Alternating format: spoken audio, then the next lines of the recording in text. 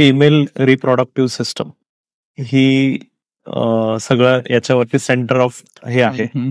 आपण सांगू शकता का सर की डिटेल फिमेल रिप्रोडक्टिव्ह सिस्टम कशी काम करते?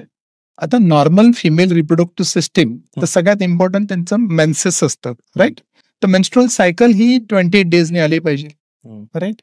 त्याच्यासाठी स्त्रीबीज जी असतात ती बरोबर 14व्या दिवशी सुटली पाहिजे बीजांडाकोशातनं, म्हणजे ओव्ह्युलेशन झालं पाहिजे.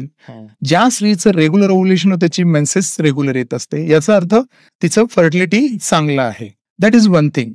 सेकंड थिंग इज की हार्मोन्स तुमचे जर proper, everything is control from your brain. इथे हायपोथॅलॅमो पिट्युटरी ओव्हरियन ऍक्सिस म्हणतात त्याला. थॅलॅमस म्हणजे ब्रेनचा एक पार्ट आहे, तिथून काही हार्मोन सिक्रेट होतात. पिट्युटरी नावाची ग्रंथी आहे तुमच्या ब्रेनमध्ये, तिच्यावरती ऍक्ट होतात.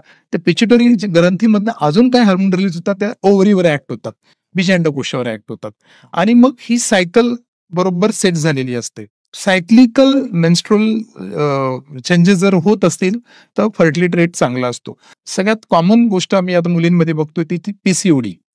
जंक फूड खातोय, मुली लवकर कॉलेजला स्कूलला जात आहेत, टिफिन्स नेत नाहीयेत, बाहेरच खात आहेत.